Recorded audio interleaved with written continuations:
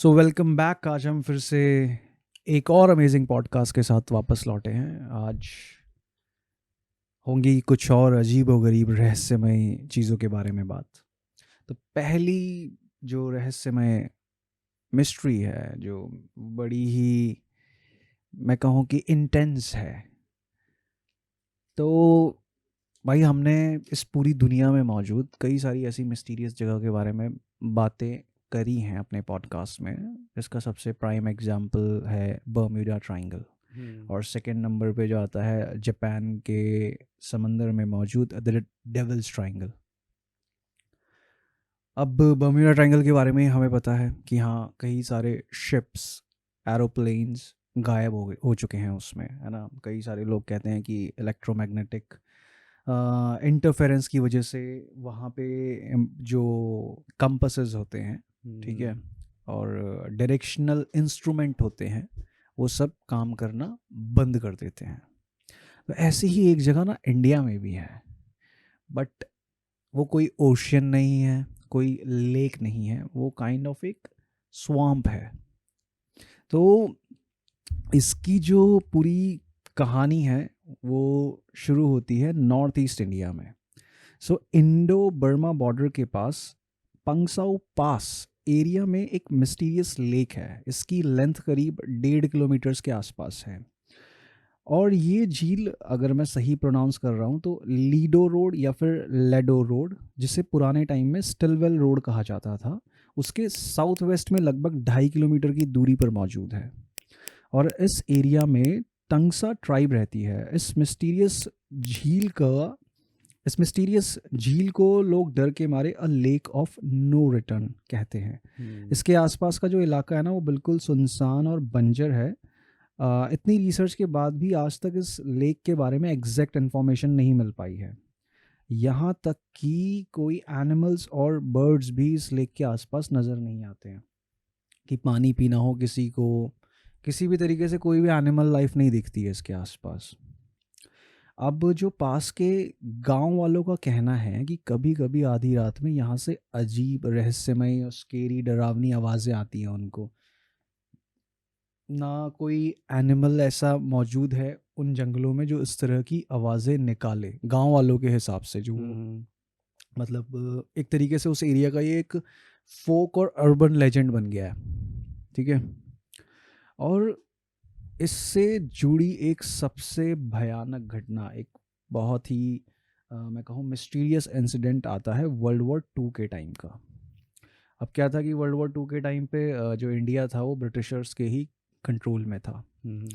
और उस टाइम पे ब्रिटिशर और जापानीज़ आर्मी के बीच लड़ाई चल रही थी।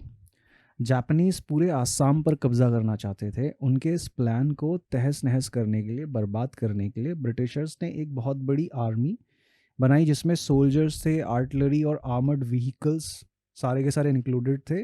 और वो इसी रास्ते से बर्मा की तरफ भेजी जा रही थी। अब लेकिन अचानक ही पूरा का पूरा जो मिलिट्री कॉन्वॉय था वो पंगसाउ पास पहुंचते ही मिस्टीरियस तरीके से गायब हो गया। जहां उसको पहुंचना था वो वहां तक पहुंचा ही नहीं। उन्होंने जब इन्फॉर्मेशन ली उस बॉर्डर से कि आर्मी पहुंची कि नहीं पहुंची, तो उन्होंने कहा नहीं, अभी तक तो कोई आर्मी नहीं पहुंची। अब दूसरी तरफ जापानीज आर्मी जो आसाम पर अटैक करने आ रही थी, वो भी इस झील के पास पहुंच के अचानक गायब हो गई, कि थिन एयर में कहीं गुम हो गई।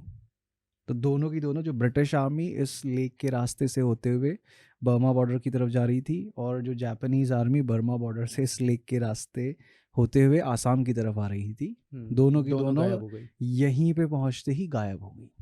ठीक है। अब किसी को समझ नहीं आ रहा था कि आखिर दोनों तरफ की बड़ी बड़ी आर्मीज अचानक गायब हुई तो कहाँ हुई। तो दोनों देशों ने अपने मिसिंग सोल्जर्स को ढूंढने की बहुत कोशिश की, पर किसी को कोई सक्सेस नहीं मिली। रूटीन सर्च ऑपरेशंस चलाए गए बहुत दिनों तक। कई सारे कहते हैं ना कि सर्च टीम्स बनाई गई, बट कोई नामो निशान मिला नहीं कि पूरी की पूरी आर्मीज चली कहाँ गई। अब कई हेलीकॉप्टर्स के पायलट्स ने अपनी रिपोर्ट में बताया कि ऊपर से देखने पर ये झील एक विशाल दलदल जैसी लगती है, कि बहुत बड़ा स्वाम्प है जैसे कोई। और सबसे जो हैरान करने की बात है वो ये है कि इस झील की फ़ोटो खींचने की कई बार कोशिश की गई है पर सब फेल रहे। कुछ एक्सपर्ट्स का मानना है कि इस झील से अजीब इलेक्ट्रोमैग्नेटिक वेव्स निकलती हैं जो कैमरा को काम करने से रोक देती है। किसी टाइप का ग्लिच आ जाता है कैमरे में, या फिर वो फ़ोटो कैप्चर होती है तो बड़ी ही कहते हैं ना कि kind of corrupted photograph capture होती है। हाँ, मैं वही देख रहा हूँ, अभी तक मेरे को कोई भी एक ढंग की फ़ोटो नहीं मिली है। कि हाँ एग्जैक्ट मतलब हाँ, पर्टिकुलर जो उस झील की फ़ोटो हो। हाँ, कोई पर्टिकुलर झील की फ़ोटो नहीं मिली और ना ही इतनी क्लियर फ़ोटो है एग्जैक्टली exactly. कि पता चले कि हाँ, ये झील है। हाँ, अब फिर इससे कुछ लोगों ने एक बहुत ही वही वाइल्ड कॉन्स्पिरेसी जोड़ देते हैं कि जिन्होंने इस झील पर डीप स्टडी की है, कि उनका मानना ये है कि शायद यहाँ यूनिवर्स के किसी दूसरे प्लैनेट से आए एलियंस का कोई बेस स्टेशन हो, और वो एलियंस नहीं चाहते कि इंसान वहाँ पहुँचकर उन पर रिसर्च करें।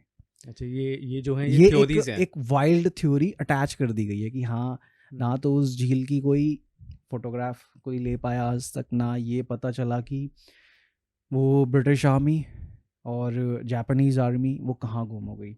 और थोड़ा सा जो लॉजिकल पॉइंट ऑफ व्यू से इसको एक्सप्लेन करते हैं, वो उसको ये कहते हैं कि कई बार ऐसा होता था कि जिन्होंने इसका एक्सप्लेनेशन देने की कोशिश करी कि मे बी ऐसा हो सकता है कि कई बार जब आसमान में जेट्स और प्लेन्स उड़ते थे, या तो ब्रिटिश आर्मी के या जापानीज़ आर्मी के, मान ले वो किसी तरीके से ख़राब हो गए तो उनको लैंडिंग करनी है, तो उनको ना ये फ्लैट सरफेस की तरह दिखाई देता था आसमान से।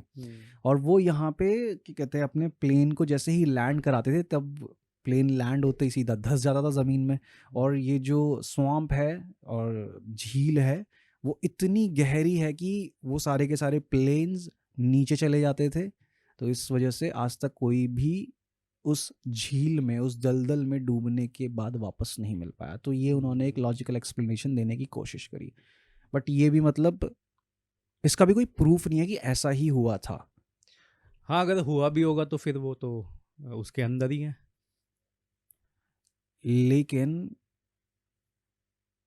उस चीज़ के भी कोई एविडेंसेस नहीं है कि हाँ यहाँ पे शायद ब्रिटिश आर्मी एयरफोर्स वाले या फिर जापानीज़ एयरफोर्स वाले अपने प्लेन्स को लैंड कराते थे किसी क्रिटिकल कंडीशन में, या फिर यहाँ पे सिर्फ अपने सोल्जर्स को उतारने के लिए, कि हाँ उनको पता नहीं था कि ये दलदल है और वो यहाँ उनको ऊपर से ये फ्लैट ज़मीन की तरह दिखाई दे रहा है और वो नीचे धंस जाते थे। तो ये एक थ्योरी दी गई इसको एक्सप्लेन करने के लिए, बट इसका भी कोई प्रूफ या एविडेंस नहीं है, क्योंकि वहाँ की स्वैम्प में कभी भी कोई भी प्लेन के कहते हैं ना कि क्षतिग्रस्त होने के बाद, उसको इंग्लिश में क्या बोलते हैं क्षतिग्रस्त होने को, क्रैश्ड, डैमेज। हाँ क्रैश और डैमेज होने के बाद उनकी कोई भी डिब्रीज नहीं मिली, डिब्रीज है ना। तो ये भी एक थ्योरी ही है काइंड ऑफ कि हाँ इसको ऐसे एक्सप्लेन किया जा सकता है, बट हाँ इस झील की कोई भी फोटोग्राफ नहीं ली जा सकी। जैसा कि इंटरनेट पे भी हम देख सकते हैं कि कोई क्लियर फोटोग्राफ नहीं है, उस एरिया की फोटोग्राफ है बट उस एरिया की फोटोग्राफ नहीं है यहाँ पे। ये जो वो है ये स्वैम्प है। रिस्ट्रिक्टेड एरिया है। हाँ कहा तो रेस्ट्रिक्टेड ही जाता है ये एरिया, क्योंकि बॉर्डर के पास पड़ता है वो एरिया। ये जो पहाड़ी एरियाज है ना, ये सारे के सारे मेरे को ऐसा लग रहा है काफ़ी ज़्यादा मतलब मिस्टीरियस है। एक ऐसे ही है ये किस्सा है, मतलब किस्सा नहीं है, एक मिस्ट्री है ये भी। ये है 1968 की लाहौल स्पीति फ्रोजन एंटिटी, इस नाम से मशहूर है ये। स्पीति वैली में? हाँ ओके। नहीं, स्पीति वैली नहीं है ये, अभी लाहौल स्पीति स्पीति वैली एक ही बात है वो। अच्छा हाँ हाँ, तो ये है यहाँ पर 1968 में एक IAF का AN-12 जो प्लेन है 102 लोगों के साथ जा रहा था। तो 2003 की बात है, तब क्या नाम है ये क्रैश हो गया था 1968 में। तो उसके बाद जो ये क्रैश हुआ था, तो जब इसको ढूंढने गए ना, तो वहाँ पर इसकी कोई भी मतलब वो नहीं मिली है, डिब्रीज जैसे हम बात कर रहे हैं, नहीं मिली, कोई भी ब्रोकन पार्ट्स, कोई भी क्रैश्ड हाँ पार्ट्स नहीं मिले, कुछ भी नहीं मिला। और 35 साल तक उन्होंने वहाँ पे कोशिश करी तो कुछ नहीं मिला उनको। 35 साल बाद 2003 जब आया, तब जब टेक्नोलॉजी इतनी डेवलप्ड होगी ना, तो वो लोग दोबारा गए वहाँ पे एक्सकेवेशन करने के लिए, तो तब जाकर उनको शुरू में कुछ कुछ बॉडीज मिलना स्टार्ट हुई उनको। तो वो बताते हैं कि जब फ्लाइट उड़ी थी तो उसमें 102 लोग थे। ठीक है। ठीक है, लेकिन उन्हें सिर्फ कुछ ही वो मिली हैं बॉडीज़ वहाँ से, कुछ ही बॉडीज मिली। कुछ ही बॉडीज़ मिली हैं, और प्लस जो प्लेन का जो डरबीस थी थोड़ी बहुत वो मिली हैं, लेकिन उसके अलावा वहाँ पे कुछ किसी और प्लेन या किसी और ऑब्जेक्ट के डरबीस मिले हैं उनको वहाँ पर। और वहाँ पर जब उन्होंने थोड़ा बहुत वो करा ना, मतलब एक स्क्वाड बनाया था उन्होंने, उस स्क्वाड का नाम था डोगरा स्काउट्स, ठीक है। मतलब आर्मी वाले थे वो लोग। तो वहाँ पर वो तहकीकात कर रहे थे, तब उन्हें बॉडीज़ भी मिली और डरबीस भी मिले, और वहाँ पर किसी चीज़ का जिक्र था। अब वो था ऑब्जेक्ट 104। ओके। तो वहाँ पर जब तहकीकात शुरू करी उन्होंने, तो वो उनका कहना था कि ऑब्जेक्ट 104 मिसिंग है। तो वहाँ का जो लोकल लोग हैं उन्होंने काफ़ी ज़्यादा मतलब कहानियाँ बनानी स्टार्ट कर दी उन्होंने, कि हो सकता है कि वो प्लेन, मतलब जो वो गई थी बॉडीज़ बता रहे हैं वो लोग कि बॉडीज़ कम थी, 102 यात्री जा रहे थे, तो बॉडीज़ कम मिली है। तो हो सकता है कि ये सिर्फ एक कोरा झूठ है, वो किसी ऐसी चीज़ को लेकर के जा रहे थे जिसको बचाने के लिए दूसरी, मतलब ऐसे बोल सकते हैं कि क्या क्या पता उनकी टक्कर हुई हो किसी चीज़ से, किसी यूएफओ से या किसी और चीज़ से, जिससे कि वो प्लेन क्रैश हो गया हो, लेकिन उसमें लोग नहीं थे, उसमें सोल्जर्स थे। वहाँ के लोकल्स का ये कहना है। अच्छा, कि लोकल लोग ये और बताते हैं कि हाँ, उस प्लेन में नॉर्मल सिविलियंस की जगह सोल्जर्स थे, और वो प्लेन किसी एक ऐसी अनआइडेंटिफाइड फ्लाइंग थिंग से या ऑब्जेक्ट से टकराया, और जिसके बाद वो क्रैश हो गया। और जब पहले तो उन्होंने ढूंढने की कोशिश करी, नहीं मिला उनको कुछ भी। फिर 2003 में जब टेक्नोलॉजी इतनी डेवलप हो गई कि उनके पास ग्राउंड स्कैनिंग रेडार्स होंगे, सारी चीज़ें होंगी, तब उसके बाद वो गए होंगे वहाँ पे, उन्होंने ढूंढा होगा, तब उनको कुछ बॉडीज मिली और एक किसी दूसरे फ्लाइंग ऑब्जेक्ट की डिब्रीज मिली। और वहाँ पर जिक्र था कि ऑब्जेक्ट 104 इज मिसिंग। तो मैंने इसके बारे में थोड़ा और डीप रिसर्च किया, तो इसके तार पता है कहाँ जाके जुड़े? कहाँ जाके? पिछले एपिसोड में भी, और तूने पहले भी एक कहानी बता रखी है ना कि कुछ साइंटिस्ट वहाँ गए थे, कोंगला पास गए थे, कहाँ गए थे कि वहाँ पर उन्हें एक एलियन ऑब्जेक्ट, हाँ, एक एलियन फिगर दिखाई दी थी ऊपर से आती हुई। हाँ। तो वो कितनी बड़ी थी कि ज़्यादा ऊंची नहीं थी ना वो, ऐसा लग रहा था फ्लोट होके आ रही है। हाँ, एग्जैक्टली। तो ऐसी ही चीज़, मतलब कि जो ऑब्जेक्ट 104 जो गायब हुआ था, जो मिसिंग हो गया यहाँ से, तो ये कहते हैं कि ये वही है जो वहाँ से गायब हुआ। ये ऑब्जेक्ट 104 वो ऑब्जेक्ट है जो इसरो साइंटिस्ट ने, हाँ, इसरो साइंटिस्ट थे, वो कोंगला पास में जाकर के ना इसको जो ढूंढ रहे थे। इसरो साइंटिस्ट थे जो वहाँ के ग्लेशियर्स पे रिसर्च करने गए थे, और तब उन्होंने उस एलियन टाइप ऑफ ऑब्जेक्ट को देखा था। बट यार, वो जो चीज़ है, वो इंसिडेंट है 2004 का, बट ये क्रैश तो बहुत पहले हुआ है, 1968 में। क्या पता ना कि वो वहाँ से भाग गया हो, अगर लेकर भी जा रहे हैं। क्योंकि उन्होंने, जो इसरो साइंटिस्ट ने जो चीज़ देखी थी, उन्होंने उसको इस तरह से एक्सप्लेन किया था कि कोई एक ह्यूमन टाइप ऑफ शेप दिखी उनको, और उसने एक बहुत ही सिल्वर शाइनी टाइप ऑफ कहीं कॉस्ट्यूम पहना हुआ था अपनी पूरी बॉडी पे, और वो माउंटेन की इंक्लाइंड रिज जो होती है उस पे फ्लोट करता हुआ बहुत इजीली नीचे आ रहा था। हाँ, वो तो पता है मेरे को, डिस्क्रिप्शन जो तूने दिया था। अब ये देखना, जैसे मैंने यहाँ निकाला हुआ है, लाहौल स्पीति का ये crash line of actual control के यानी कि LAC के पास है। 2004 में इसरो के साइंटिस्ट ने लाहौल में एक 4 फुटबॉल टॉल ह्यूमनॉइड जैसी फिगर देखी थी। हाँ, 4 फुट टॉल ह्यूमनॉइड जैसी फिगर देखी थी, जो रातों रात गायब हो गई थी। इस एंटिटी और 1968 के क्रैश का लिंक ये है कि दोनों इंसिडेंट्स में मैग्नेटिक एनॉमलीज रिकॉर्ड की गई, जहां कंपासेस और GPS डिवाइसेस फेल हो गए थे। इसका मतलब है कि वहां कोई अंडरग्राउंड बेस है जो इलेक्ट्रोमैग्नेटिक वेव्स रिलीज करता है। दोनों में बात ये कॉमन थी कि जब जब ये चीज़ें देखी गई तो वहाँ पे इलेक्ट्रोमैग्नेटिक वेव्स का एक काइंड ऑफ सर्ज देखा गया, कि एकदम से बढ़ गई वहाँ पे वो वेव्स। तो जैसे मैंने वो शायद क्या कहते हैं, mysteries of India part 1 podcast में भी इसे डिस्कस किया है मैंने कि हाँ कि बहुत, अगर ऐसा है सच में तो हाँ कि प्रोबेबिलिटी हो सकती है इस बात की कि क्योंकि वो जो माउंटेन्स हैं वो इतने ज़्यादा आइसोलेटेड हैं, इतने ज़्यादा मैं कहूँ सुनसान, बियाबान, इंसानी पहुँच से दूर है कि वहाँ चाह कर भी कोई, मतलब कह सकते हैं ना कि छानबीन करने नहीं जा सकता। तो वो एक बहुत बढ़िया हैबिटेट प्रोवाइड करते हैं वो माउंटेन्स हिमालयाज़ के, कि वहाँ पे इस टाइप की कोई एडवांस्ड स्पीशीज़ पनप रही हो या एक kind of advance alien race उन माउंटेन्स के अंदर अपना पूरा बेस बना के बैठी हुई हो।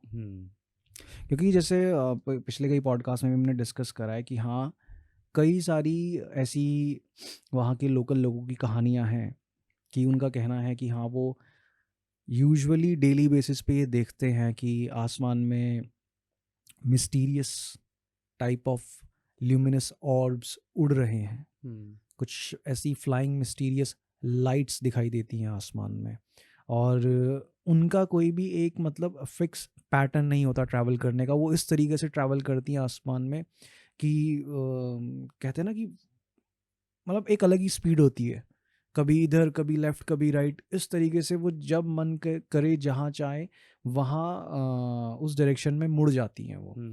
अगर वो किसी टाइप का प्लेन हो, फ्लाइंग जेट हो, तो हमेशा प्लेन जो है एक फिक्स पाथ को फॉलो करता है। अगर उसे लेफ़्ट जाना होगा तो ना वो एक बहुत बड़ा टर्न लेगा तब लेफ़्ट घूमेगा वो, ऐसा नहीं कि सीधा जा रहा है और एकदम ऐसे लेफ़्ट घूम गया वो। बट वो जो लाइट्स देखते हैं वो लोगों ने देखी है, लोकल लोगों ने वहाँ की, वो लाइट्स ऐसे बिहेव करती है कि एकदम स्ट्रेट लाइन में मूव कर रही होंगी, फटाक से लेफ़्ट मुड़ जाएंगी। अगर कोई रियल फ्लाइंग एयरक्राफ्ट जो ह्यूमंस ने बनाया है वो ये करने की कोशिश करेगा तो पूरा का पूरा मतलब क्रैश हो जाएगा, पूरा का पूरा डिसइंटीग्रेट हो जाएगा, क्योंकि उसके ऊपर जो ग्रेविटी की फोर्स लगेगी, जो इनर्शिया उस पर लगेगा, सबसे पहले तो उसको चलाने वाला ही बंदा अंदर का पायलट मर जाएगा, क्योंकि हमारी जो बॉडी है उतना ज़्यादा झटके से हाँ ग्रेविटेशनल फोर्स जो क्या कहते हैं वो सरवाइव नहीं कर पाएगी, इनर्शिया सरवाइव नहीं कर पाएगा, पूरा का पूरा प्लेन ही क्रैश हो जाएगा। और किसी भी प्लेन में इतनी कैपेबिलिटी नहीं है कि हाँ वो एकदम से लेफ़्ट टू राइट घूम सके, क्योंकि हमारी जो प्लैनेट की ग्रेविटेशनल फोर्स है वो अलाउ ही नहीं करती इस टाइप का किसी ऑब्जेक्ट का मोशन हो पाए। यहाँ तक कि इसमें ये भी लिखा है कुछ कुछ पॉइंट्स जो रह गए हैं कि जो कुछ बॉडीज जो मिली थी उसमें रेडिएशन बर्न के निशान भी थे। ओके। और ये देख एक बॉडी ऐसी थी जिसकी बोन स्ट्रक्चर एलोंगेटेड थी, यानी कि जो हम बात करते हैं उसके हाथ में फिंगर्स ह्यूमन रेशियो से अलग थी। लोकल इसे हिमालयन यति के बजाय आसमान से आए हुए लोग कहते हैं।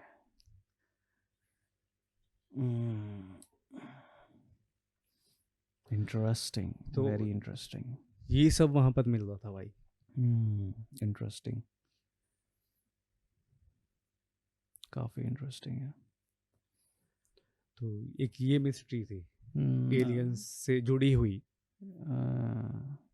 काफ़ी इंटरेस्टिंग है यार। तो मतलब अगर ढूंढा जाए तसल्ली से तो ऐसा नहीं है कि इंडिया के अंदर एलियंस को देखे जाने की या फिर यूएफओ जैसी चीज़ों को देखे जाने की घटनाएं नहीं हुई हैं। हाँ घटनाएं तो बहुत हुई हैं, वही है ना, रिकॉर्डेड नहीं है। रिकॉर्डेड नहीं है, और अगर रिकॉर्डेड भी है मतलब इन डिटेल रिकॉर्डेड ना हो, ठीक है, बट रिकॉर्डेड हैं भी तो जैसे हम ढूंढ रहे हैं, जब इंडिया की मिस्ट्रीज़ के ऊपर जो हमने सीरीज़ बनानी शुरू करी और जब से हमने ढूंढना शुरू करा है पर्टिकुलरली इंडिया को ध्यान में रखते हुए, तो हमें कितनी सारी कहानियाँ मिल रही हैं इससे जुड़ी हुई, है ना। बट पहले जब बात होती है एलियंस वगैरह से रिलेटेड तो यही बात होती है कि यार अमेरिका में ही एलियंस आते हैं, ये सब आते हैं, बट ऐसा नहीं है। हाँ अगर हम ढूंढेंगे तो ज़रूर हमें ऐसी जो इंसिडेंट्स हैं वो मिलेंगे कि हाँ जो इंडिया में हुए हैं, लेकिन ये भी सरफेस पे नहीं है। सरफेस, हाँ एग्जैक्टली, ये भी चीज़ जो है आपको नॉर्मल जो गूगल सर्च होगा उस पर नहीं मिलेगा। ये हमने एक special kind of browser use करके वहाँ से निकाली हैं सारी चीज़ें। सो हाँ इंटरेस्टिंग। और अभी ना मैं एक यूट्यूब पे बंदा है, उसका मतलब इंस्टाग्राम पेज का नाम अंत और अनंत है, और आई थिंक शायद वैभव नाम है उनका।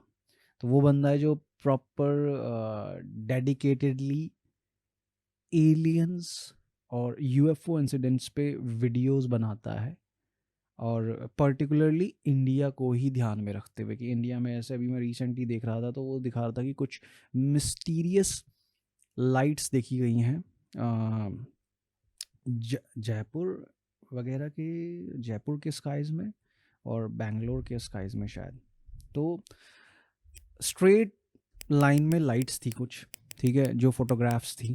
और तो पहले तो मेरे को लगा कि क्या ये स्टारलिंक की सैटेलाइट हो सकती है, क्योंकि तूने और मैंने देखी है स्टारलिंक आसमान में, साफ देखी हमने है तो ना, भाई। एग्जैक्टली। तो कि वो एक सिंगल लाइन ऑफ ट्रेल में चलती हैं वो, और उसके बाद वो ब्लिंक करती हैं, और है ना। बट जो वीडियोस और फोटोग्राफ्स उस बंदे ने दिखाई थी, आई थिंक वैभव नाम है उनका, मुझे नाम कंफर्म नहीं है, तो बट उन्होंने जो दिखाई थी तो उसमें वो लाइट्स बिल्कुल भी ब्लिंक नहीं कर रही थी। और जो हमने स्टारलिंक सैटेलाइट का जो पाथ देखा था, वो क्या है, वो हमेशा एक स्ट्रेट लाइन में फॉरवर्ड करती, वो मूव करती है, क्योंकि वो अर्थ के अराउंड रिवॉल्व कर रही है वो, ठीक है, अर्थ के ऑर्बिट में लॉक्ड है वो, तो उसके अराउंड घूमती है, तो वो एक स्ट्रेट लाइन में रिवॉल्व कर रही है, बिल्कुल सीधा एक ही सीधी लाइन में चलेगी वो बिल्कुल, बस ठीक उसमें है। इतना होता है कि वो कभी कभी कोई एक लाइट बंद हो जाती है तो दूसरी जल हाँ जाती वो है। ब्लिंक करती हैं वो बेसिकली लाइट्स वो। तो बट जो उन्होंने वीडियोस दिखाई थी उसमें ऐसा नहीं था, उसमें था कि भाई वो लाइट्स अजीबोगरीब तरीके से मूव कर रही हैं पूरे आसमान में। तो उससे मेरे को कंफर्म होगा कि हाँ ये सैटेलाइट तो नहीं हो सकती किसी भी तरह की। तो इसमें कई जगह के नाम दिखाए हैं कि भाई बहुत सारी जगहें हैं। तो सबसे पहली तो अभी मिड मिड मार्च, मतलब अभी रिसेंटली 2026 में, एक तो सिक्किम में, ठीक है, सिक्किम में, और surrounding regions in north north east India. India. हाँ, नॉर्थ ईस्ट इंडिया में। तो ये जो है ये है जेली टाइप फिगर, हाँ, a ठीक है bright ना। white bluish jellyfish shaped object moving हाँ। slowly with a trailing glow for about 5 to 7 minutes. Hmm. Likely cause, experts ने क्या कहा है इसके बारे में, expert believe that this is a twilight phenomenon caused by the launch of a rocket, likely a SpaceX Falcon 9, thousands of kilometers away, where high altitude exhaust gases are illuminated by the sun. But the thing is कि जो rocket US में launch हो रहा है, हाँ, तो तो उसके इफेक्ट्स यहाँ क्यों दिख रहे उसके हैं। अगर जो भी फिनोमेना हो रहा है उसके रिफ्लेक्शंस वगैरह से, तो वो इंडिया के स्काइज में क्यों दिखाई देगा वो।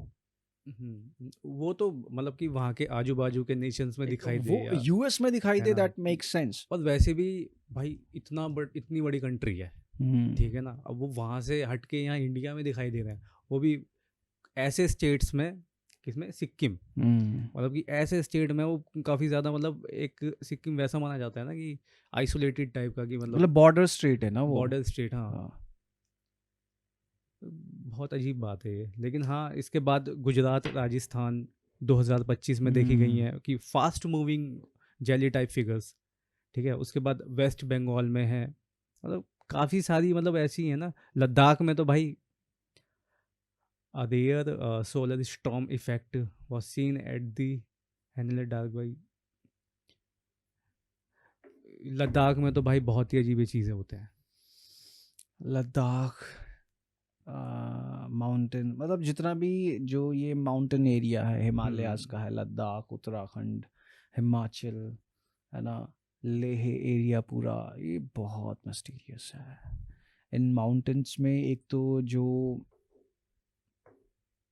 सारे के सारे ग्रेट स्पिरिचुअल बीइंग्स और सेंट्स, जितने भी संत महात्मा सिद्ध पुरुष एंड योगी, वो सब यहाँ रहते हैं, गुफाओं में बैठ के तपस्या कर रहे हैं। तो एक तो वो वाली बात हुई कि इतनी स्पिरिचुअल एनर्जी हाई है इन जगहों की कि हमें नहीं पता कि वहाँ पे किस टाइप के, कहे ना कि सुपर नेचुरल बीइंग्स रह रहे हैं, किस टाइप की सुपर नेचुरल एनर्जीज और एंटिटीज एग्जिस्ट कर रही हैं उन एरियाज में। ठीक है, हम नहीं कह सकते एक तो। फिर दूसरी चीज़ आ जाती है कि अब एलियंस का कनेक्शन। अब जैसे मेरे को एक श्री एम, जो बहुत फेमस स्पिरिचुअल टीचर हैं, उन्होंने अपनी एक कहानी सुनाई थी अपने स्पिरिचुअल, जब वो स्टूडेंट थे, ठीक है, अपनी जर्नी पे थे वो। तो वो ये बताते हैं कि वो अपने गुरु के साथ उत्तराखंड, केदारनाथ से ऊपर जो एकदम माउंटेन एरिया जहाँ लोग वगैरह कुछ नहीं होते, ठीक है, जहाँ गुफाओं में बैठते हैं ऋषि योगी और उनका काम होता है बस ध्यान करना, तपस्या करना अपनी। तो वो अपने गुरु के साथ गए वहाँ पे रहने के लिए कुछ दिनों के लिए। तो बोलते कि एक रात वो जो अपने गुरु की गुफा थी वहाँ सो रखे थे, सर्दियों का टाइम था, और उनके जो सो रखे थे तो उनकी आँख खुली तो उन्होंने देखा कि गुरुजी गुफा में नहीं है और गुरुजी बाहर बैठे हुए हैं। ठीक है, उनकी आवाज़ आ रही थी, श्री एम को अपने गुरुजी की आवाज़ आ रही थी। और वो क्या देखते कि गुफा के बाहर एक मतलब बहुत ही मतलब लाइट हो रखी है, ब्राइट लाइट एकदम। अब ब्राइट लाइट होना इतना इंटरेस्टिंग इसलिए है क्योंकि लाइट, इलेक्ट्रिसिटी कुछ नहीं है, ठीक है।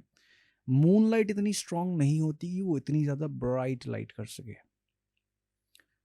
वो निकले बाहर, ठीक है, तो उन्होंने वहाँ देखा कि उनके जो गुरुजी हैं वो किसी से बात कर रहे हैं, एक दूसरी ही किसी भाषा में। और वो जिससे बात कर रहे थे ना, वो इंसान, मतलब वो इंसान नहीं, वो एंटिटी एक सर्प थी। ठीक है, मतलब सांप कहना उसको ठीक नहीं होगा क्योंकि वो सांप की तरह छोटा नहीं थी वो एंटिटी। हाँ, मतलब काइंड ऑफ एक अलग ही स्पीशीज से बात कर रहे थे। मतलब था वो पूरा एक स्नेक, कोबरा स्नेक जैसा ही था वो, ठीक है, बट बहुत बड़ा, एक ह्यूमन से भी ऊंची हाइट का, ठीक है, बॉडी उसकी पूरी जायंट स्नेक। हाँ, सर्पेंट्स बोल सकते हैं हम उनको। हाँ, ठीक है, एक काइंड ऑफ सर्पेंट बीइंग से बात कर रहे थे वो, ठीक है। और उनके गुरुजी ने जब देखा कि श्री एम को देखा कि वो आ गए, तो उन्होंने बोला कि आओ इधर बैठो। बैठाया और बोला कि ऐसे ऐसे कि शांति से बैठे रहो, कोई दिक्कत नहीं है, कुछ समस्या नहीं है। और वो उस सर्पेंट बीइंग से, उस सर्प से बात करने लगे उस ही की भाषा में, सर्प भाषा में एक। और वो बात करी, वो एक अपने क्या कहते हैं kind of aircraft type of thing में आया हुआ था, एक कुछ ओवल शेप्ड ऑफ ऑब्जेक्ट था, वो उसके अंदर गया और वो बंद हुआ और वो आसमान में उड़ गया। तब उन्होंने अपने गुरुजी से पूछा कि गुरुजी ये क्या था जो सब मैंने देखा।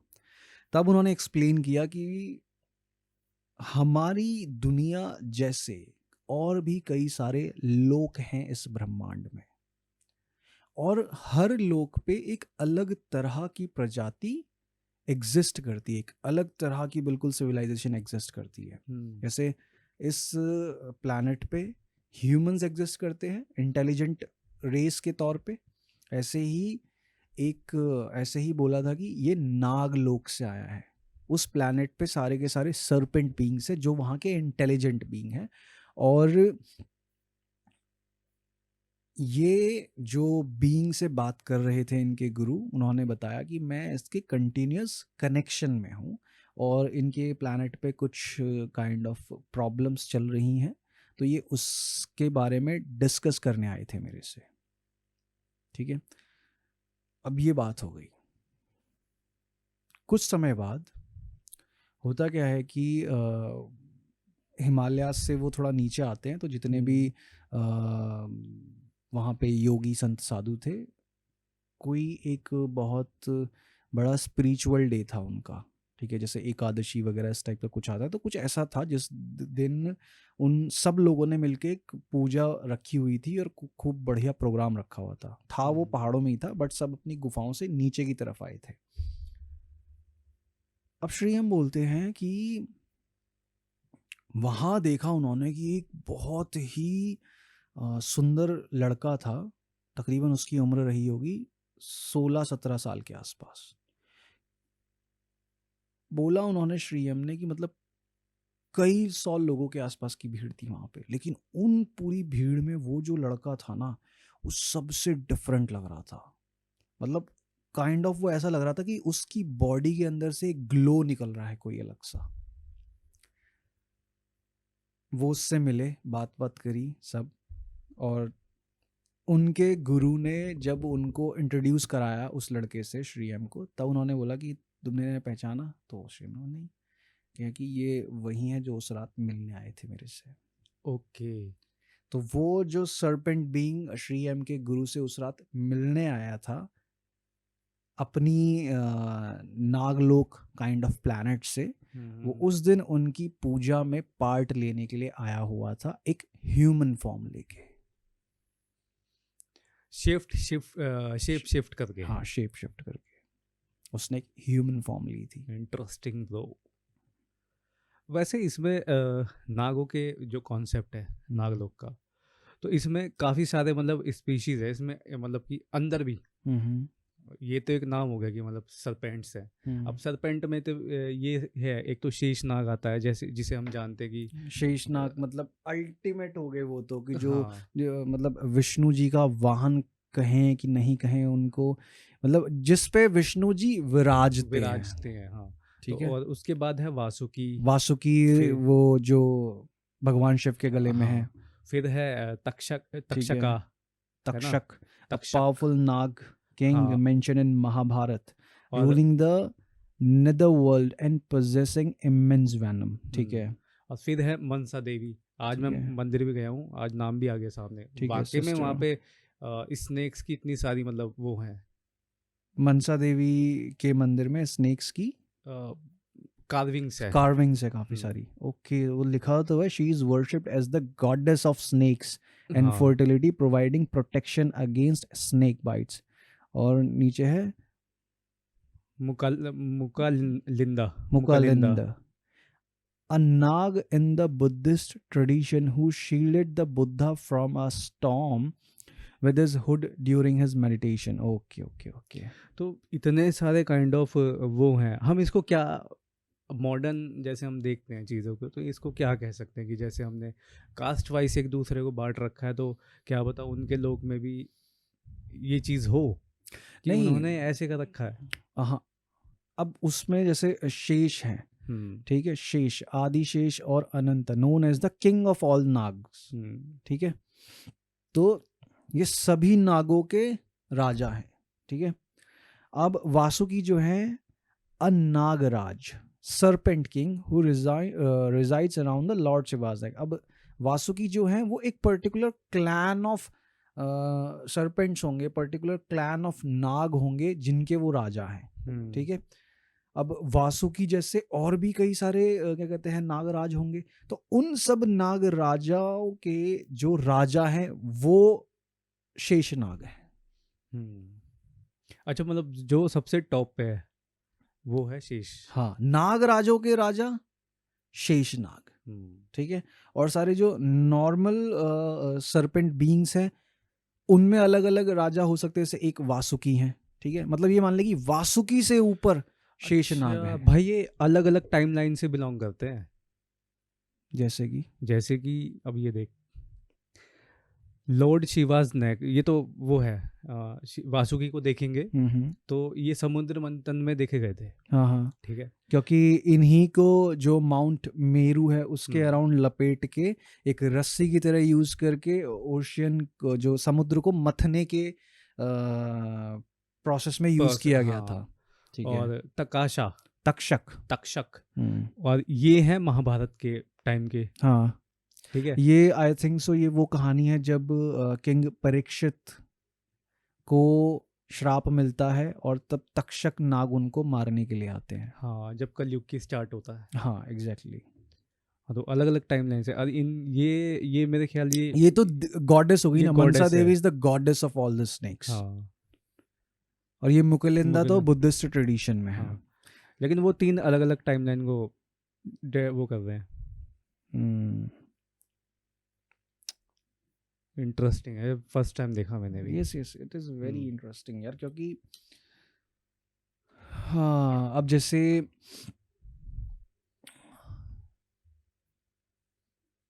एक बड़ी अमेजिंग मिस्ट्री है, मेरे को याद आई अभी। जैसे बोलते हैं कि जिन्होंने पूरा योग का ज्ञान दिया, ठीक है, योग जो टेक्निक है उसकी पूरी रचना करी, उनका नाम ऋषि पतंजलि। पर ऋषि पतंजलि जो थे वो पूरी तरीके से ह्यूमन नहीं थे, he was a hybrid human. ऐसी कहानियां हैं कि तू यहाँ पे ऋषि पतंजलि का जो डिपिक्शन है या पेंटिंग या कुछ भी मूर्ति सर्च कर सकता है गूगल पे। तो ऐसी कहानियां हैं कि ऋषि पतंजलि जब अपने शिष्यों को ज्ञान देते थे, है ना। वैसे जो मेन जो इनके स्कल्पचर्स हैं और फोटोज वगैरह जो भी है ना, हाँ इमेजेस जो हाँ मैं पुराने टाइम सुनाऊंगा, की। अभी बताऊंगा। तो ऋषि पतंजलि जब अपने शिष्यों को ज्ञान देते थे तो वो एक पर्दे के पीछे से बैठ के ज्ञान दिया करते थे। अच्छा। ठीक है। वो क्यों ज्ञान देते थे पर्दे के पीछे से बैठ के? क्योंकि वो इंसान नहीं थे। He was a half snake, मतलब वो आधे नाग थे और आधे इंसान थे। उनका धड़ से ऊपर का सारा जो हिस्सा था वो एक इंसान का था, एंड बिलो द वेस्ट वो एक पूरी नाग बॉडी थी उनकी, मतलब स्नेक टेल थी पूरी उनकी बिलो द वेस्ट। और उनकी जितनी भी मूर्तियां मंदिरों में हैं, स्कल्पचर्स और कार्विंग्स है, उनको उन कार्विंग्स में वैसे ही दिखाया गया है। अच्छा, मैंने मूवी देखी थी, मतलब कि राहु केतु भी तो सेम ऐसी है। हाँ लेकिन आई थिंक राहु केतु का थोड़ा उल्टा है। जैसे महर्षि पतंजलि तूने बताया कि वो जो थे उनका ऊपर का हिस्सा स्नेक का था। नहीं, ऊपर above the waist waist, human और below the waist, below the waist snake. हाँ, तो राहु केतु का भी सेम है। तो राहु में से जो आई थिंक राहु है वो बिलो द वेस्ट स्नेक है, और केतु जो स्नेक हेड वाले हैं। तो कहीं ना कहीं कॉमन चीज नहीं है, लेकिन वो 2 पर्सनैलिटी हैं अलग अलग, हाँ वो दो अलग अलग पर्सनालिटीज है, है पर ना। इनका जो ये इनको बनाया गया था ऐसा, अरे इसकी ये भी कहानी तभी बड़ी, इससे जब तभी की समुद्र बात है। मंथन की बात है हाँ, ये ना। समुद्र मंथन की बात हाँ है ये। समुद्र मंथन की ही बात है ये, हम्म, कि जब राहु और इन्होंने मतलब केतु एक इन्होंने ही छल इंसान था, करके इन्होंने छल एक ही करके इंसान था, वो बैठ गए थे वहां जाके हाँ जब अमृत बट रहा था। हाँ और जैसे ही जो भगवान विष्णु ने मोहिनी अवतार लिया था ना शायद तब, तो जब मोहिनी अवतार सबको जो वो था अमृत अमृत दे रहे थे। बांट रहे थे, तो जैसे ही इनके भी टपक गई थी गले में 2 बूंदे, और जैसे ही उनको रियलाइज हुआ कि नहीं ये तो राक्षस है, ये असुर है, ये, उन्होंने गर्दन काट दी थी उनकी सीधा। और अब बोलते हैं कि वो जो अमृत था वो उनकी बॉडी में जाने से पहले ही गले में रह गया था, और फिर वो बाहर निकल गया, और जब वो ज़मीन पे गिरा तो उसी से नीम के पेड़ की उत्पत्ति हुई है। तभी कहते हैं कि नीम का जो पेड़ है इट्स लाइक अमृत, उसकी इतनी सारी मेडिसिनल हाँ, प्रॉपर्टीज नीम हैं। तो कई सारी चीजों में काम आता है यार। बट तो हाँ कि तुम निकालना कहीं से ऋषि पतंजलि का ओल्ड टेम्पल कार्विंग्स, तो जितने भी पुराने टेम्पल्स हैं उसमें ऋषि पतंजलि को ये तो नहीं, ये तो किसी ने बनाया है स्टैचू, वो 3rd नंबर पे। इसमें है दैट्स एक्चुअल में। Insane, that is insane. एक और देख, काफी सारी हैं भाई ये। जितनी जगह भी इनकी कार्विंग्स हैं, मतलब प्राचीन जो कार्विंग्स हैं इनकी, उसमें बिलो द वेस्ट इनको स्नेक की तरह दिखाया गया है। सरपेंट्स, इसका मतलब अगर हम इसके बेसिस पे देखें तो इसका मतलब कि वो हकीकत है। हाँ, इवन यहाँ तक कि जितनी भी ऐसे कुंडलिनी एनर्जी है उसको भी एक सांप के उससे ही रिप्रेजेंट किया जाता है, उस सांप के पिक्चराइजेशन से ही रिप्रेजेंट किया जाता है। Interesting, it's very interesting. और बोलते हैं ना कि स्नेक्स की जो एनर्जीज हैं वो बहुत ही मिस्टिकल होती हैं। जैसे मैं सदगुरु का एक वीडियो देख रहा था, उसमें वो ये बता रहे थे कि स्नेक्स ऐसे लिविंग बीइंग्स हैं इस प्लैनेट पे मौजूद, देख, जिनके पास कान नहीं है, वो सुन नहीं सकते, ठीक है। वो पता है खतरे को कैसे महसूस करते हैं। जैसे यहाँ पे हम अगर टेबल पे एक सांप रखते हैं, ठीक है, तो उसको कैसे पता चलेगा कि हाँ कि ये दो ह्यूमन बीइंग्स उसके लिए खतरा हो सकते हैं। वो हमारी पूरी बॉडी में जो केमिकल रिएक्शंस चल रहे हैं वो उसको सेंस कर लेता है। क्योंकि जैसे होता है ना कि जैसे कि अगर हम डर रहे हैं तो हमारी बॉडी एक पर्टिकुलर टाइप ऑफ हॉर्मोन्स और केमिकल रिलीज करती है बॉडी के अंदर, जिससे हमें वो डर महसूस होता है और बॉडी अपने आप को प्रिपेयर करती है फाइट और फ्लाइट के लिए, ठीक है। तो वो particular type of chemical release होता है। वो सांप हमारी बॉडी में चल रही उस केमिकल रिएक्शन को महसूस कर लेता है। ऐसे वैसे सांप ही नहीं, ऐसे कई सारे जानवर हैं जो ह्यूमन का ऑरा डिटेक्ट कर लेते हैं। ऑरा डिटेक्ट कर लेते हैं, but snake is the only one की जो केमिकल रिएक्शंस महसूस कर सकता है कि ये जो सामने ह्यूमन बीइंग है ये मेरे पास बैठ के शांत है, शिथिल है, ठीक है। अगर मैं एकदम चिल रहूंगा एकदम कि मुझे कुछ ऐसा डर फील ही नहीं रहा, तो वो मेरे पे अटैक करेगा ही नहीं, चाहे मैं उसको पकड़ लूं। क्योंकि सदगुरु दिखा रहे थे उस चीज को करके।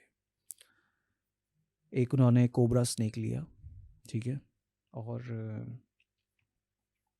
ज़मीन पे था वो उसके पास गए, उससे ऐसी नॉर्मल बातें कर रहे हैं, hey what you are doing, I think you lost buddy, ऐसे करके बातें कर रहे हैं उससे, ऐसे करके, और जाते हैं उसको प्यार से, उसको ऐसे सहला, वो फन ऐसे निकाल के ऐसे खड़ा हुआ है, उसको प्यार से सहलाते और ऐसे हाथ में उठाते हैं, और उठा के वो कुछ स्ट्रगल नहीं कर रहा, कुछ उनको काटने की कोशिश नहीं कर रहा, कुछ नहीं, क्योंकि उसने रीड कर ली वो सदगुरु की बॉडी में हो रही केमिकल रिएक्शंस को शायद एनालाइज कर चुका था कि नहीं, ये टोटली चिल ह्यूमन बीइंग है, ये मेरे को कुछ नुकसान नहीं पहुंचाए, कुछ नहीं। और यहाँ तक कि वो एक एनलाइटन ह्यूमन बीइंग को भी सेंस कर लेते हैं। अच्छा, जो ज़्यादा मेडिटेशन कुछ ज़्यादा वैसे हाँ, करते हैं, मतलब जो काम रहते हैं, काम रहते हैं कि हाँ जिनकी एनर्जीज ही वैसी हैं, एनर्जीज ही वैसी हैं, वो सेंस कर लेते हैं। बहुत इंटरेस्टिंग है भाई ये चीज़ तो। Exactly, it is really interesting. और इसी से आगे बढ़ते हुए एक स्टोरी मैं बताता हूँ। ये एक मिस्टीरियस टेम्पल में मिली कुछ मिस्टीरियस आर्टिफैक्ट्स के बारे में है, जिसकी कहानी ओशो ने खुद बताई थी, ठीक है। तो एक बार ओशो ने जानकारी दी थी कि 1937 में तिब्बत और चाइना के बीच बोकाना माउंटेन्स की एक केव में, गुफा में 716 स्टोन के रिकॉर्डर मिले हैं, और शेप में वो रिकॉर्ड्स हैं जैसे विनाइल रिकॉर्ड्स होते हैं ना, शेप में वो बिल्कुल वैसे थे। ये महावीर से 10,000 साल पुराने, यानी आज से कोई 13,500 साल पुराने हैं। ये रिकॉर्ड बड़े अमेजिंग हैं क्योंकि ये रिकॉर्ड ठीक वैसे ही हैं जैसे ग्रामोफोन का रिकॉर्ड होता है, और ठीक उसके बीच में एक होल भी है, जैसे विनाइल रिकॉर्ड्स में होता है समझ होल। गया, मैं सुनी है वैसे मैंने वाली, विनाइल रिकॉर्ड्स जैसे होते हैं ना वो। हाँ, और इवन यहाँ तक कि उनके सरफेस पे, वो स्टोन सरफेस पे ग्रूव्स भी बने हुए हैं जैसे विनाइल रिकॉर्ड्स पे होते हैं ग्रूव्स, ठीक है। और अब तक राज नहीं खोला जा सका है कि ये किस इंस्ट्रूमेंट पे बजाए जा सकेंगे, कि किस इंस्ट्रूमेंट पे रख के हम इनमें जो भी इंफॉर्मेशन फीड है, इफ इट इज म्यूजिक और एनीथिंग, हम वो कैसे सुन सकते हैं। लेकिन एक बात जो बताई गई है वो ये है कि रूस के एक बड़े वैज्ञानिक जो थे, साइंटिस्ट थे, डॉक्टर सर्जिएव ने सालों तक मेहनत करके ये प्रूव कर दिया है कि वो रिकॉर्ड ही थे। ठीक है, ये किस इंस्ट्रूमेंट और किस मीडियम से क्या कहते हैं रिवाइव हो सकेंगे, ये अभी तक तय नहीं हो पाया है। अगर ये एक आध पत्थर का टुकड़ा होता तो एक तरीके का कोइंसिडेंस माना जा सकता वो था। कितने थे वो? 716। वही तो ना, एक आध पत्थर का टुकड़ा होता तो समझ लेते कि हाँ ये किसी की कारीगरी होगी, कोई कलाकृति हाँ। बनाई होगी, कुछ स्कल्पचर टाइप बनाया होगा। बट 716 स्टोन डिस्क्स मिली थी, जिसको रशिया के साइंटिस्ट डॉक्टर सर्जिएव ने सालों की मेहनत लगा के प्रूव कर दिया था कि हाँ ये एक सेम ग्रामोफोन विनाइल रिकॉर्ड्स की तरह ही स्टोन रिकॉर्ड्स है। इन पे वैसे ही ग्रूव्स मौजूद हैं जैसे विनाइल रिकॉर्ड्स पे होते हैं। बट उनका यही था कि बट मैं ये नहीं जानता कि इनको किस इंस्ट्रूमेंट पे रख कर काइंड ऑफ प्ले किया जा सकता है कि हम इसमें मौजूद इंफॉर्मेशन को सुन सकें। और उनका साइज क्या रहा होगा? सेम एक विनाइल रिकॉर्ड के साइज की थी वो। अच्छा, वैसे ही स्टोन्स हैं वो। हाँ, सो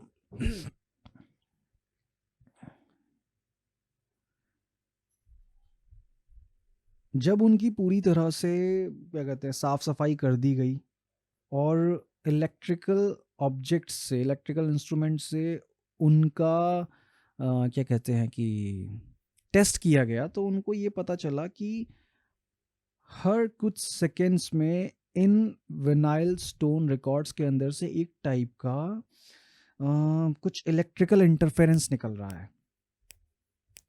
बट लेकिन आज से 12,000 साल पहले ऐसी कोई भी टेक्नोलॉजी और ऐसा कोई भी अरेंजमेंट नहीं था कि वो इन स्टोन रिकॉर्ड से कुछ कर सके। ठीक है, तो ये आज भी एक मिस्ट्री बना हुआ है, पूरी तरीके से मिस्ट्री बनी हुई है। यहाँ पे लिख 716 stone records found in Tibet.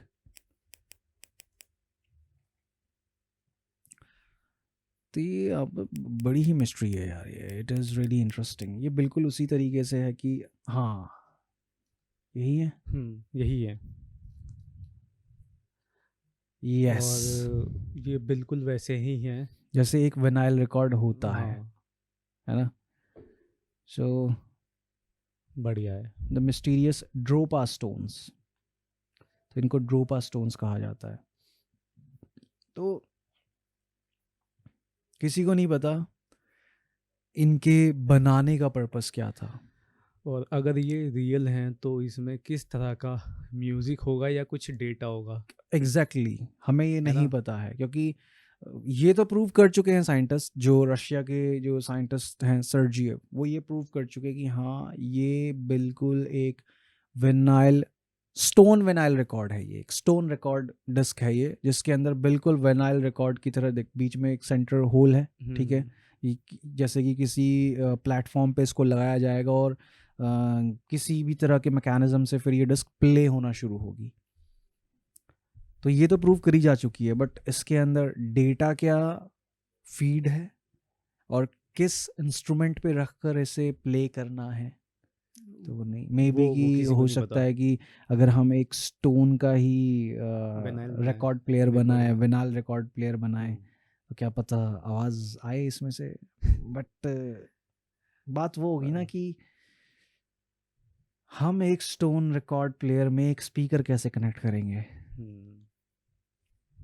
मतलब यार उस टाइम पे जिसने भी किसी भी चीज़ के पर्पस के लिए बनाया होगा, बट ये बहुत मेहनत करके ये चीज़ें बनाई गई हैं। ये वाली फोटोग्राफ खोलना, ये जो सेपिया टोन में फोटोग्राफ है ये, हाँ ये देख रहा है, टूटे हुए हैं ये, थोड़े ओल्ड हैं वो काफ़ी, इसलिए है ना। और बिल्कुल देख रहे हैं, आउटर एरिया में, ठीक है, आउटर बॉर्डर है उसमें एक छोटा सर्कल है, फिर इनर बॉर्डर में एक बड़ा सर्कल है, फिर सेंटर की तरफ एक छोटा सा, बिल्कुल जो एक पैटर्न विनाइल रिकॉर्ड के अंदर फॉलो होता है, ये बिल्कुल उसी तरीके से है। अब कोई कहेगा अगर कि इसको ये मतलब आदि मानव वाले वो हैं टायर हैं ये, तो वो लग नहीं रहे टायर जैसे, क्योंकि इनके जो वो है ना एजिज, वो काफ़ी ज़्यादा शार्प हैं शायद, थिन डिस्क हैं है वो। ना। और अगर देख, अगर किसी इंसान को ये फोटोग्राफ दिखा के अगर ये बोला जाए ना कि यार ये ना आग में जल गए थे विनाइल रिकॉर्ड्स, तो तुम्हें क्या लगता है इनको देख के? हम्म। तुम्हें ये क्या चीज़ लग रही है देख के? अगर किसी को ये मैं बोला जाऊं कि यार ये चीज़ ना आग में जल गई थी, तुम देख के ये बताओ ये क्या लग रहा है, बंदा एक झटके में छूटते ही बोलेगा कि ये तो ग्रामोफोन के विनाइल रिकॉर्ड्स है। हम्म। अब गॉड नोज कि इसके अंदर क्या रिकॉर्ड है। मे बी उस टाइम के एंशंट सिविलाइजेशन की कोई बहुत ही इम्पोर्टेंट इंफॉर्मेशन रिकॉर्ड हो। अब इसी से रिलेटेड थोड़ा आगे बढ़ते हैं, हम्म। ठीक है। तो अब आते हैं हम संस्कृत बाइनरी कनेक्शन, ओके। ठीक है। तो 4th सेंचुरी बीसी में पाणिनि ने एक अष्टाध्यायी लिखी, ठीक है। ये 4000 रूल्स का एक सेट है जो संस्कृत लैंग्वेज जनरेट करता है, ठीक है। ठीक है। तो मॉडर्न कंप्यूटर साइंटिस्ट लाइक रिक ब्रिग्स ने पाया कि पाणिनि के रूल्स, पाणिनि के रूल्स बिल्कुल बेकस नॉर नॉर्म फॉर्म्स यानी कि फॉर्म BNF, ये जैसे हैं। सर्च कर लेना ये टर्म को, जैसे हैं ये, है ना। हम्म। तो जो मॉडर्न प्रोग्रामिंग लैंग्वेज जैसे C++, जावा लिखने के लिए यूज़ होते हैं ना, ये वो चीज़ है। तो जो थ्योरी है, जो थ्योरी कह माना जाता है, जो वो है कि संस्कृत एक नेचुरल लैंग्वेज वो है, लैंग्वेज है, बल्कि एक कंस्ट्रक्टेड लैंग्वेज है। इसे स्पेशली इस तरह से डिज़ाइन किया गया है कि जैसे तूने देखा होगा कि इंग्लिश के कुछ कुछ वर्ड्स ऐसे होते हैं कि उनका डबल मीनिंग हो जाता है ना। बहुत सारे वर्ड्स हैं, हिंदी में भी होते हैं, हर लैंग्वेज में होते हैं, लेकिन सिर्फ संस्कृत एक ऐसी लैंग्वेज है उसका कोई भी अगर एक सिंगल वर्ड भी है ना, उसका डबल मीनिंग हो ही नहीं सकता। एग्जैक्टली। तो ये जो होता है, और जैसे इसी से ना एक मैं फैक्ट हाँ, बताना चाहूँगा अपने व्यूअर्स को कि इसी वजह से संस्कृत ही एक ऐसी लैंग्वेज है कि अगर आप लेट्स से कि अगर आपने इंग्लिश में बोलना है कि मैं घर जा रहा हूँ, I am going to home, लेकिन अगर आप इसके इस पूरे सेंटेंस के वर्ड्स को रीअरेंज कर देंगे कि home going to I am, तो कोई भी सेंस नहीं बनेगा। नहीं बनेगा। Sanskrit is the only language कि अगर उस संस्कृत में अगर मैं बोलूं कि I am going to home, और उस संस्कृत सेंटेंस के वर्ड्स को अगर मैं आगे पीछे कैसे भी अरेंज कर दूंगा तो तब भी एक ग्रामेटिकली करेक्ट सेंस बनाएंगे। हाँ, तो यही इसका मोटिव है कि जो उन्होंने उस टाइम पे, मतलब वो कह रहे हैं कि जो बाइनरी जो कोड्स लिखे जाते हैं पहले वो संस्कृत में लिखे जाते थे, जिससे कि जो भी उनको इन्फॉर्मेशन देनी होती थी ना, चाहे वो 1000 साल बाद हो, चाहे कई हजार साल बाद हो, वो रिमेन सेम ही रहेगी, वो चेंज नहीं होने वाली। जैसे कि कुछ मतलब ये मान ले कि कोई हमने किसी को कुछ बात बोली, तूने मेरे से कोई बात बोली, है ना। अब तूने कहा कि इसको आगे पास कर दियो, ठीक है, मैंने वही बात किसी और को बताई, तो ऐसे ही पास ऑन करते करते उसमें कुछ ना कुछ चेंजिंग आ जाएगी। लेकिन संस्कृत एक ऐसी लैंग्वेज है कि किसी को तूने तूने मेरे को संस्कृत में वो वर्ड बोला कि इसको आगे पास ऑन करना, तो वो सेम उसी उसमें चलता रहेगा, वो चेंज नहीं होने का। चेंज नहीं होगा। हाँ, कि मतलब कि एक सेंटेंस तूने मुझे दिया, जैसे तूने अभी बताया कि फैक्ट है ये चीज़, उस सेंटेंस का मतलब वही रहेगा चाहे उसको रीअरेंज कर लो। एग्जैक्टली। मतलब दिस इज द, मैं क्या कहूँ, ब्यूटी ऑफ संस्कृत कहूँ, the mystical nature of Sanskrit कहूँ मैं, है ना, कि Sanskrit is the only ultimate language that is complete. क्योंकि संस्कृत की जो कहते हैं ना भाषा में त्रुटियां होती हैं, तो संस्कृत एक ऐसी भाषा है जो त्रुटि मुक्त है, जिसके अंदर कोई त्रुटियां नहीं है। इंग्लिश जो है वो दुनिया की सबसे ज़्यादा मैं कहूँ कि त्रुटियों से भरी हुई लैंग्वेज है। हाँ, मतलब कि उसके हर वर्ड का मतलब डबल मीनिंग हो सकता है। एग्जैक्ट डबल मीनिंग हो सकता है। इवन यहाँ तक कि वो जो लैंग्वेज है अपने आपको कॉन्ट्राडिक्ट करती है हर जगह। जैसे कि हाउस, माउस, ठीक है, और यार एक मैंने अब देखा था, अब एक वर्ड देख। जैसे कि उसमें जैसे बुलाएंगे ना, जैसे हाँ, जैसे BED बेड हुआ, ठीक है, HED कर देंगे तो हेड नहीं हेड बोला नहीं। जाएगा उसको, HEAD हेड होता तो है। ये भी ले लेना, बैट होता है। हाँ बैट चमगादड़, हाँ बैट क्रिकेट वाला बैट। हाँ, अब एक वर्ड के दो मीनिंग हो गए। एग्जैक्टली। और ऐसे ही कई सारी, मतलब जैसे HEAR हियर, ठीक है, और HERE हेयर। हियर। तो ये जो लैंग्वेज है ये बहुत ही ज़्यादा मतलब त्रुटियों से भरी हुई है लैंग्वेज ये। हाँ, तो संस्कृत ही वही लैंग्वेज है। अब जैसे कहते हैं कि संस्कृत को ही यूज़ किया उन्होंने डेटा स्टोरेज फॉर्मेट के लिए। मतलब कि जो पुराने टाइम में जो भी लोग रहे हैं, उन्होंने संस्कृत को सिर्फ इसलिए चुना ताकि इस नॉलेज को अगर हम पास ऑन करेंगे आगे तो इसमें कोई भी त्रुटि नहीं आने की। जैसे जो तूने कहा, वो नॉलेज वैसे ही थी और उसको आगे उन्होंने पास ऑन भी किया है। लेकिन इंडिया में तो भाई वो लाइब्रेरी जो थी वो जल गई, जल गई वो सारी लाइब्रेरीज, है ना। तो वो एग्जैक्टली डेटा ख़त्म हो गया। एग्जैक्टली। जो बचा है वो हमारे उपनिषद और ग्रंथ वगैरह जो भी जो हैं, भी बचे वो थोड़े वो बहुत ही बचे, वो नहीं तो थोड़े बहुत ही बहुत बचे। सारी मैन्युस्क्रिप्ट्स थी, बहुत सारी लाइब्रेरीज थी ऐसी, नालंदा जैसी बहुत सारी लाइब्रेरीज थी, तक्षशिला यूनिवर्सिटी थी, नालंदा यूनिवर्सिटी थी, बहुत कुछ था, बट उनको कुछ जला नहीं। दिया गया। तो ये भी बहुत कमाल की और इवन यहाँ थी। तक कि संस्कृत के बारे में तो ये भी कहा, पता नहीं मैं शायद इस बारे में कितना सही हो सकता हूँ, बट संस्कृत जो बोलते हैं किसी ने इसकी रचना नहीं करी है, ये देवताओं की भाषा है। हाँ, तो वही हो गया ना उसकी बात की, जैसे मैंने बताया कि एक डेटा स्टोरेज फॉर्मेट है वो।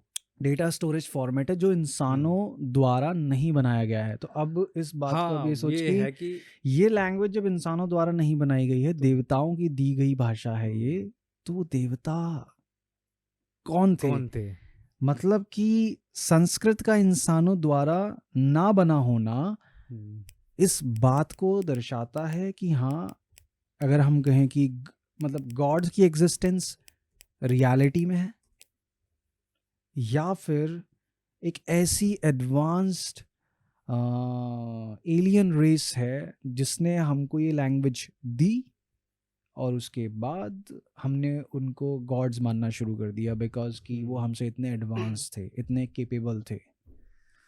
तभी तो भाई जो हम बात करते हैं कि मंदिरों में संस्कृत में या कुछ ऐसी लिपीज में लिखा हुआ है जिसको ह्यूमंस डिकोड ही नहीं कर पा रहे हैं, जैसे कि इंडस वैली है ना। सिविलाइजेशन की जो स्क्रिप्ट है वो आज तक डिकोड हो ही नहीं पाई है। हाँ, तो वो मे भी हो सकता है क्योंकि वो प्योर संस्कृत है। अब हम्म, जैसे कि यहाँ लिखा हुआ है, देख, Sanskrit was not invented by a single person hmm. But evolved over centuries from Ponto Iranian, Indo-Iranian. with its oldest form, Vedic Sanskrit, appearing around 1700 to 1200 BCE in South Asia.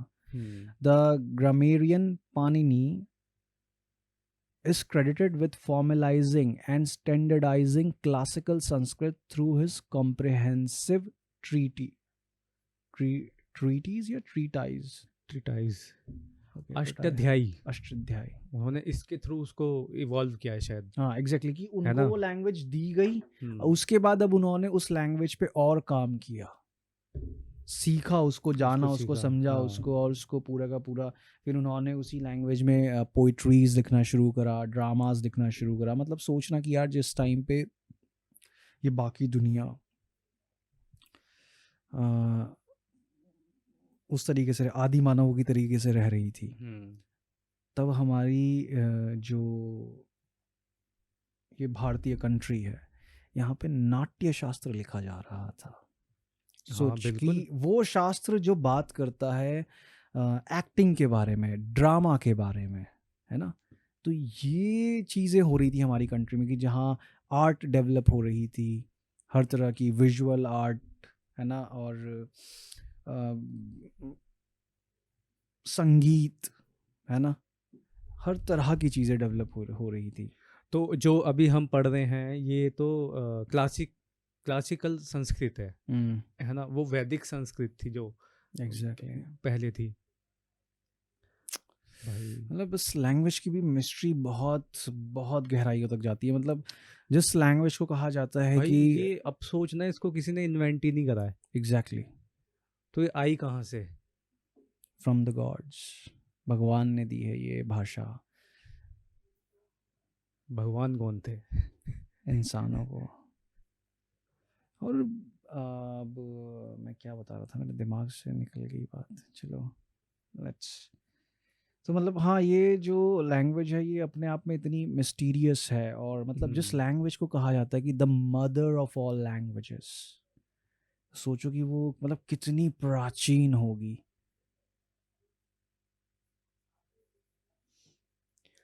Insane भाई, ये तो मतलब खतरनाक चीज है। ये एक अपनी ना, मतलब हम्म, ये जो खाली संस्कृत एक अलग पॉडकास्ट डिजर्व करती है। इतना हाँ। इन डेप्थ है इस संस्कृत के बारे में बात करने के मतलब लिए चीज़ें। Sanskrit is equals to data. हाँ, वो डेटा कुछ भी हो सकता है भाई।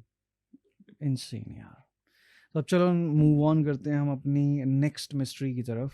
तो ये मिस्ट्री है भाई, आज से कई सालों पहले हुई केरल में रेड रेन के बारे में, हम्म, खूनी बारिश। तो अब इसकी कहानी शुरू होती है कि इडुक्की शहर की टीचर्स कॉलोनी में रहने वाली अर्चना लवंकर अपने कमरे में सो रही थी, और उनका जो बच्चा था वो बाहर बरामदे में खेल रहा था। जब उस बच्चे ने लाल रंग की बारिश होती देखी तो उसने अपना हाथ बाहर की तरफ निकाल दिया, घर से बाहर, बालकनी से बाहर, और उसकी वजह से उसके हाथ लाल हो गए। इसके बाद वो अपने जब खून से रंगे हुए हाथ अपनी सोती हुई माँ को दिखाने ले गया, और जब मदर ने देखे कि भाई बच्चे के हाथ खून से रंगे हुए, क्या हो गया, चोट लग गई है, तो चिल्ला उठी और पैनिक फैल गया। ठीक है। और केरल की कोट्टयम और इडुक्की के निवासियों को ऐसा लग रहा था कि वो किसी युद्ध भूमि में जी रहे हैं, कि आसमान में कोई देवताओं को बहुत बड़ा युद्ध चल रहा है ना। और केरल में 2001 में हुई थी ये बारिश, और इस लाल रंग की बारिश के पीछे नेचर का जो रहस्य है वो आज तक अनसुलझा है। इस क्या कहते हैं, इस चीज़ के बारे में कई अनेक रिसर्चर्स, कई सारे अपने प्रैक्टिकल रिसर्चेस करे, ठीक है, लेकिन जो साइंटिस्ट है वो किसी भी एक पर्टिकुलर क्या कहते हैं रिजल्ट पर नहीं पहुंच पाए।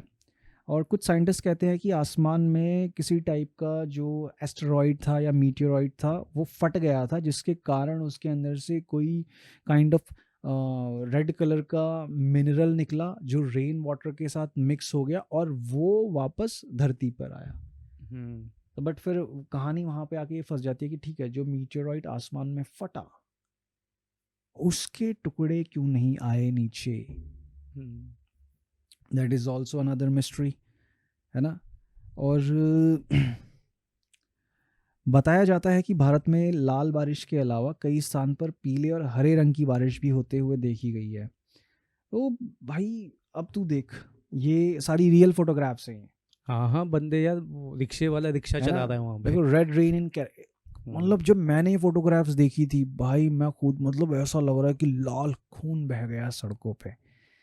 मतलब इतना डार्क और स्ट्रॉन्ग रेड कलर है इस पानी का कि लिटरली ये लग रहा है भाई कि खून ही खून है सड़कों पे।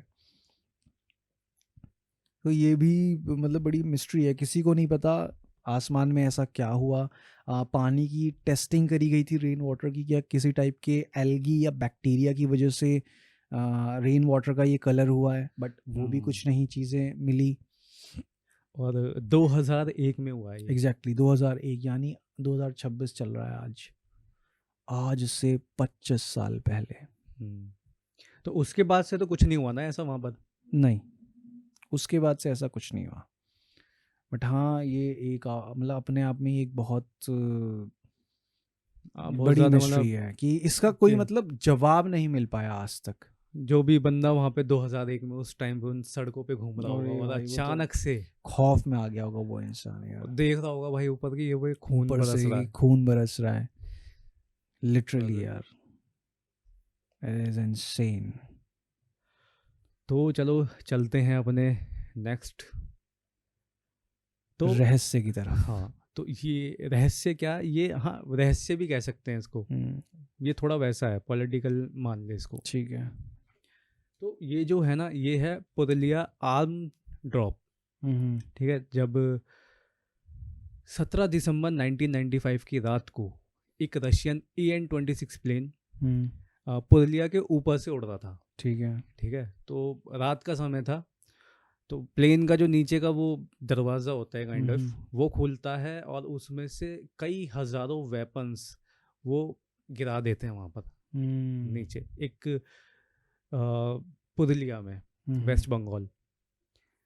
ठीक है, उनमें जो था उसमें 3500 प्लस वो सॉरी 300 प्लस AK-47 थी और 15,000 उनकी मतलब गोलियां थी, राउंड्स गोलियां जो होती हैं ठीक है। इनकी, एंटी टैंक ग्रेनेड्स ग्रेनेड्स और थे और रॉकेट लॉन्चर्स लॉन्चर्स भी। भी थे उसमें। तो इतना इनसेन। सारा असला वो लोग आसमान से नीचे गिराते हैं। तो अब ये नहीं पता कि किसके लिए गिराया था वो। तो जब जो ऑफिस जो फ्लाइट उड़ा रहा था वो बंदा, उसका नाम था डेवी डेवी करके कुछ नाम था उस बंदे का। तो जब उसका बयान आया तो उसने बताया कि ये वेपन्स गिराने का मकसद वेस्ट बंगाल की कम्युनिस्ट पार्टी। कम्युनिस्ट पार्टी जो थी ना, वहाँ की गवर्नमेंट थी, उसको हटाना था उनका। ओके। और प्रेसिडेंट प्रेसिडेंट्स रूल रूल लगाना था वो। लगाना था उस स्टेट में। और जब प्लेन मुंबई में लैंड हुआ तो सिक्योरिटी एजेंसीज ने प्लेन को सराउंड कर लिया था, मतलब घेर लिया था उसको। ओके। तो उस बंदे का नाम था किंग डेवी। ओके। अब पता है कि उस बंदे को भेजा है किसी ने, तो उसके लिए स्पेशल मतलब एक रोड बना दिया गया कि भाई इस बंदे को निकालना है वहां से, किंग डेवी को एयरपोर्ट से बाहर निकालना। एयरपोर्ट से बाहर निकालना है। ओके। तो इसमें किंग डेवी को एक स्पेशल एग्जिट दी गई थी उन्होंने। ठीक है, तो सोर्स के मुताबिक उसे एक वाइट सेडान में एयरपोर्ट से बाहर ले जाया गया। और वो पता है सेडान किसकी थी? किसकी? गवर्नमेंट ऑफ इंडिया की। हो, इनसेन। मतलब उसको भगा दिया गया फिर वहां उसको से। वहां से भगा दिया गया। Oh shit. तो ये मिस्ट्री थी और ये आज तक नहीं पता। और उसमें जब क्या नाम है, इसमें जो मिली भगत थी उसमें कहते हैं कि MI6 और रो एजेंट्स मतलब इंडिया के, उनकी मिली भगत थी, उन्होंने सारा ही षड्यंत्र ये रचा था। लेकिन वो मास्टरमाइंड नहीं पता कौन था आज तक। ओके, मेन पर्सन नहीं मेन पता। पर्सन वो नहीं पता। ये भी अपने आप में मिस्ट्री है यार। ऐसी कई सारी मिस्ट्रीज हैं छोटी छोटी, जैसे कि एक मिस्ट्री उसकी है जयपुर की, द जयपुर बूम जिसे कहते हैं, कि लगभग दोपहर के 12 साढ़े 12 बजे का समय था। सब लोग अपना नॉर्मली अपना कोई अपना घर में काम कर रहा है, खाना बना रहे हैं, कोई दुकान पे बैठा, अपना नॉर्मली शहर चल रहा है उस दिन।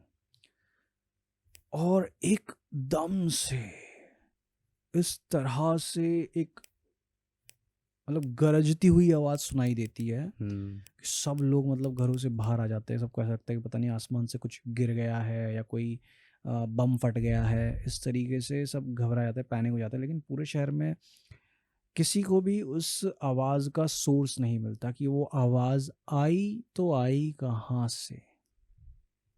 ना ही कोई शहर के ऊपर से जेट प्लेन उड़ के गया था, ना ही कोई फाइटर जेट उड़ के गया था, ना ही आसमान से कोई ऐसी चीज़ गिरी थी। कुछ नहीं हुआ था पूरे शहर में। तो उस साउंड का आज तक भी सोर्स पता नहीं चला है। और इसको जो है ये स्काई क्वैक के नाम से बताते हैं ना। हाँ।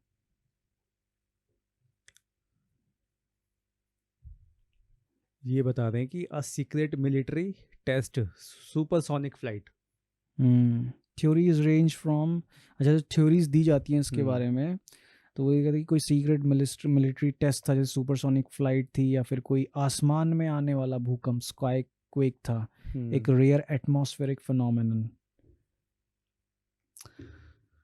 पता नहीं क्या हो सकता है भाई। हाँ, तो ये भी कोई कंफर्म्ड चीज़ नहीं है इसके बारे में। और कोई मिस्ट्री हमारे पास है आज के दिन में? और देखते हैं, the mercury vortex engine, Vaimanika शास्त्र। एक ये कहते हैं ना कि शिवकर बापूजी तल पड़े। हाँ, राइट इन्होंने, ब्रदर्स से पहले हाँ, एक मैनलेस प्लेन को बना के, मारुत सखा जिसका नाम था, और मुंबई के इवन जुहू बीच पे उसकी पहली फ्लाइट दी थी। आयुष्मान खुराना की एक मूवी है हवाई ज़्यादा, मैंने देखी है वो उसी कैरेक्टर के ऊपर बेस्ड है वो मूवी। और उन्होंने ये मर्क्यूरी वॉर्टेक्स इंजन का यूज़ किया था उस प्लेन को उड़ाने के लिए, ठीक है। तो ये किसी तरह का वो है क्या, जैसे हमारे यहाँ पे ये पेट्रोल होते हैं, हाँ, जैसे डीजल पेट्रोल होते हैं। इंजन होता है, डीजल इंजन होता है, जेट हाँ, फ्यूल इंजन होता है, ठीक है। तो उसी तरीके का ये एक मर्क्यूरी इंजन होता है, जिसमें mercury as a fuel source use होता है। इवन यहाँ तक कि नासा इस सेम टेक्नोलॉजी पे एक स्पेसक्राफ्ट इंजन डेवलप कर रही है। कर रही है। एग्जैक्टली कर रही है। अगर ये चीज़ बोगस होती कि नहीं यार ऐसा तो कोई इंजन ही नहीं होता, ठीक है, तो नासा क्यों उस चीज़ को डेवलप कर रही होती? और अगर शिवकर बापूजी तलपड़े के एयरक्राफ्ट जो उन्होंने बनाया था सबसे पहला, उसके साथ मर्क्यूरी इंजन की बात जोड़ी जाती है, तो उनको वो नॉलेज कहाँ से मिली कि हाँ इसमें मर्क्यूरी इंजन यूज़ किया जा सकता है? हाँ, वो नॉलेज कहाँ से आई? वो उनको कहाँ से पता चला कि इनके इसके अंदर मर्क्यूरी इंजन यूज़ किया जा सकता है? कहीं ना कहीं जो एंशंट एयरक्राफ्ट या एविएशन साइंस है, जैसे कि हमारे जितने भी शास्त्र वगैरह हैं, महाभारत रामायण जैसी चीज़ें, उसमें विमानों के बारे में बात होती है। तो कहीं ना कोई एक ऐसा टेक्स्ट एग्जिस्ट करता होगा, ज़रूरी नहीं है कि वो वैमानिका शास्त्र ही हो, कोई और ऐसा सीक्रेट एविएशन साइंस एग्जिस्ट करती होगी जिसमें ये सारी नॉलेज लिखी हो। क्योंकि जैसे महाभारत की बारे में बात करें, महाभारत में युधिष्ठिर जो हैं, जब उनको जुआ खेलने की लत लगाई जाती है कौरवों के द्वारा, तो वो जुआ खेलने के लिए एक पर्टिकुलर प्लैनेट पे जाते हैं।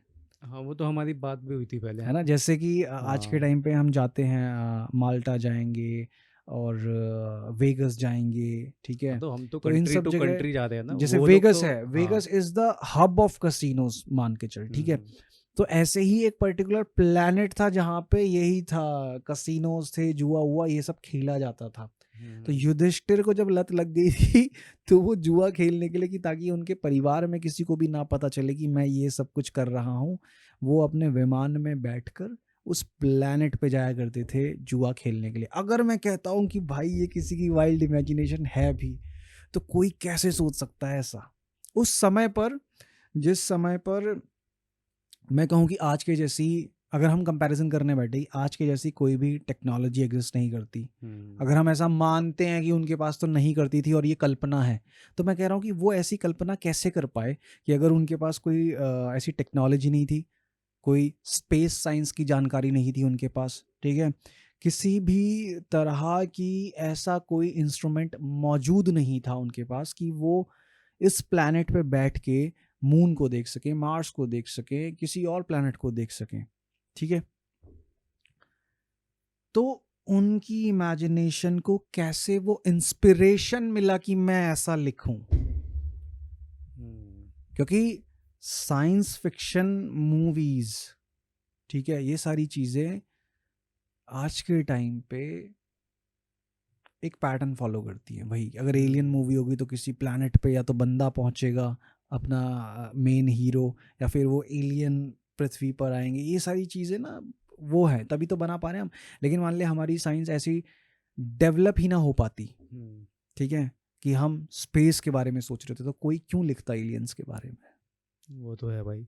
अब वही देख लेना, अब महाभारत में जब हम नाम लेते हैं कौरवों का, तो कौरव उनका जन्म कैसे हुआ तू देख ले। अभी पिछले पॉडकास्ट में हमने बात करी थी, बात करी मतलब थी, कि वो मतलब टेक्नोलॉजी ऐसी वो थी, चीज़ डिस्कस नहीं IVF हो पाई थी ना हमारी, नहीं हो गई थी हमारी, नहीं शायद नहीं हो पाई थी डिस्कस वो। पता नहीं, आई हाँ, थिंक तो वैसे हो गई थी कौरवों वो। का क्या था, कौरवों की माता का नाम क्या था? Let me check. तो जो कौरवों की माता थी, उन्होंने वरदान मांगा था 100 पुत्रों का, ठीक है, गांधारी नाम था यार। गांधारी, हाँ। मैं तो देख रहा था तेरे को कितनी नॉलेज है साले। तू खुद ही भूल रहा था नाम, मेरे को याद था, बस थोड़ा सा वो रहा था। तो गांधारी ने 100 पुत्रों का हम्म, वरदान मांगा था। किससे मांगा था वो सर्च कर। तो गांधारी ने जब 100 पुत्रों का वरदान मांगा था, तो उन्होंने कहा ठीक है। तो उनकी जो प्रेगनेंसी थी वो 9 महीने से ज़्यादा लंबे टाइम तक चली थी। आई थिंक 2 साल। हाँ, अराउंड इतना ही टाइम था।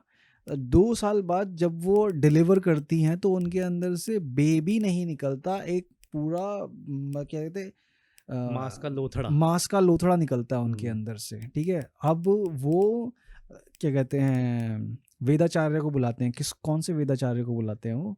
महर्षि देवव्यास। महर्षि देवव्यास को बुलाया जाता हम्म, है कि ये है। तब वो क्या करते हैं कि 100 क्या कहते हैं, घड़े और तैयार करते हैं। महर्षि देवव्यास ने ही उनको वरदान दिया था। वरदान दिया था, ठीक है।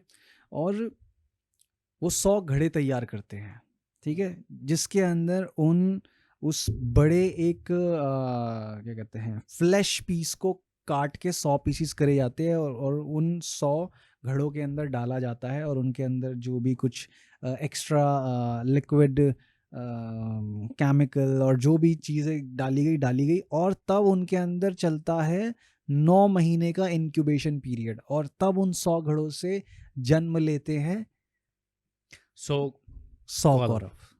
और उसमें एक एक पुत्री होती है एक उनकी। पुत्री होती है, यानी कि 101 थे वो, 100 कौरवों की एक बहन। हम्म, तो तब वो 100 जो उनके पुत्र हैं उनसे जन्म लेते हैं। अब ये किस तरह से लगता है, ये बिल्कुल इस तरह से फील होता है कि जैसे एक बहुत बड़ा उनके अंदर डेवलप किया गया स्टेम सेल का, क्या कहे, स्टेम सेल का क्लस्टर ऑफ स्टेम सेल उनके अंदर डेवलप हुए।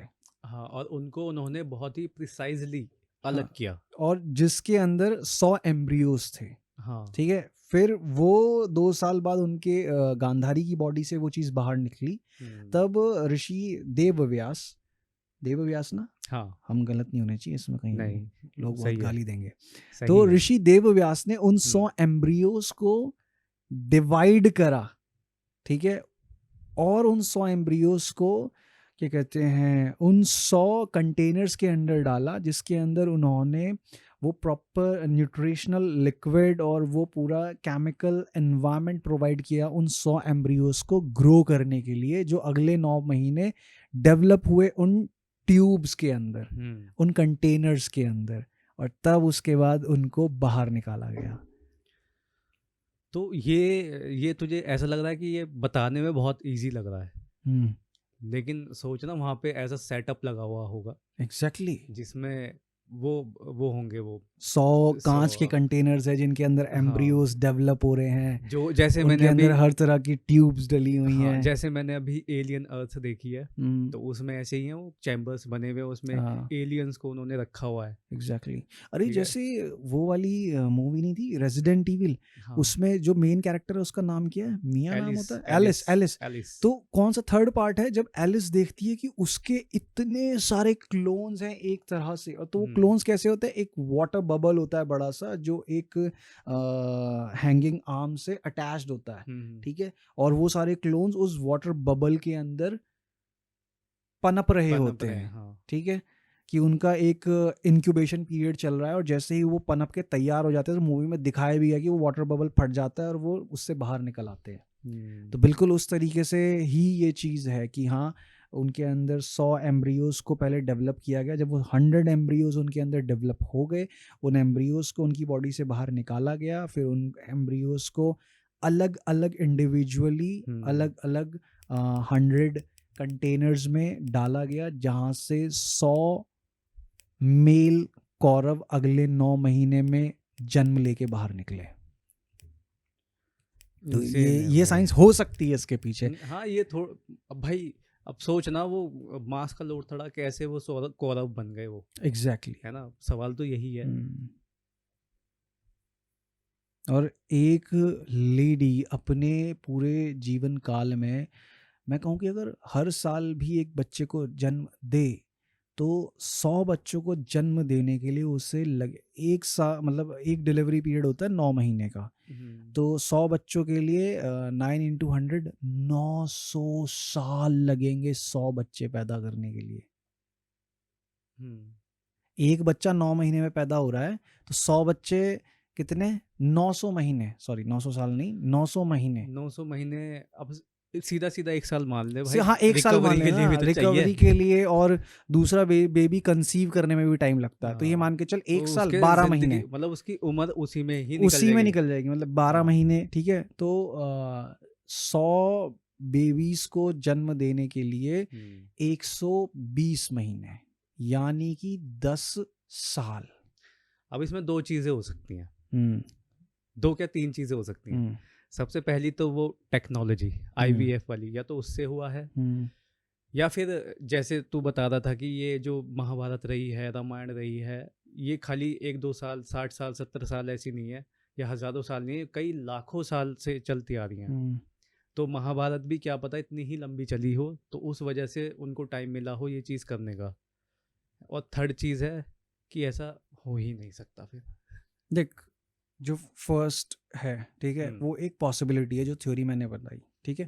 सेकंड जो बोला, जो महाभारत इतने लंबे टाइम से चल रही थी, महाभारत एंटायरिटी में जो कहानी है वो पूरी, वो कई लंबे समय तक चल सकती है। बट जो कौरवों का पैदा होना है वो ऐसा नहीं है कि हाँ कि भाई दुर्योधन पैदा हुआ तो उसके 10-12 साल बाद उसका और दूसरा भाई पैदा हुआ, फिर ऐसे नहीं, वो सब पैदा हुए, वो इसी तरीके से पैदा हुआ है, ठीक है। उन सब की एज सेम थी लगभग। एग्जैक्टली, है ना, ठीक है। और क्या कहते हैं, जो तीसरा पॉइंट है, तो हाँ, अगर हम इस चीज़ को सिर्फ एक माइथोलॉजी कंसिडर करें कि सिर्फ एक लिखी गई कोरी कहानी है, तो वो पॉसिबिलिटी भी हो सकती है कि हाँ, या तो ये सारी चीज़ें हुई ही नहीं है, और अगर हुई हैं ऐसे तो उसके लिए मैंने थ्योरी दी है कि किस तरीके से हो सकती है वो। बिल्कुल। फिर भाई अब इनके वेपन्स भी आते हैं। एग्जैक्टली, है ना।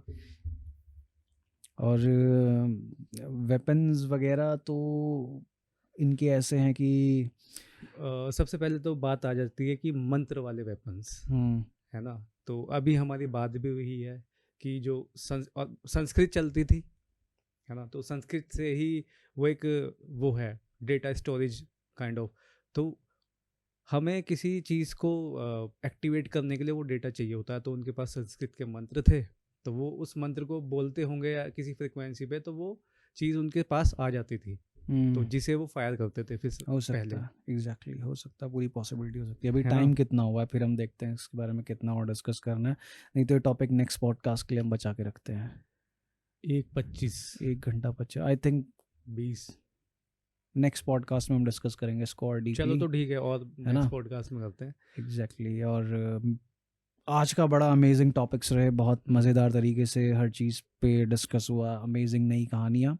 और मैं चाहता हूँ कि हमारे जो व्यूवर्स हैं, एक तो प्लीज़ जितने भी लोग आप वीडियोस देखते हो, एक लाइक तो कर दिया करो, ठीक है। और उससे ये हमें हेल्प मिलेगी, हमारी वीडियोस की जो थोड़ा सा रीच है वो ज़्यादा बढ़ेगी। तो प्लीज़ जो भी हमारी वीडियोस को देख रहा है, please like the video, hype the video, और कंटेंट के लिए हमें प्लीज़ कमेंट बॉक्स में सजेशन दो, हम ऑलमोस्ट एवरी कमेंट पढ़ते हैं। And please enjoy the podcast. मिलते हैं आपसे नेक्स्ट वीक। एक और चीज़, एग्जैक्टली, शेयर करो। Yes, share the podcast with the people जो इंटरेस्टेड हैं आपकी तरह इस टाइप के टॉपिक्स में। और शेयर करने के लिए कोई नहीं भी है तो खुद को ही शेयर कर लो। ठीक है, बिल्कुल, ये भी किया जा सकता है। सो मिलते हैं आपसे नेक्स्ट वीक फिर से ऐसे ही एक और अमेजिंग पॉडकास्ट के साथ। तब तक के लिए बाय बाय।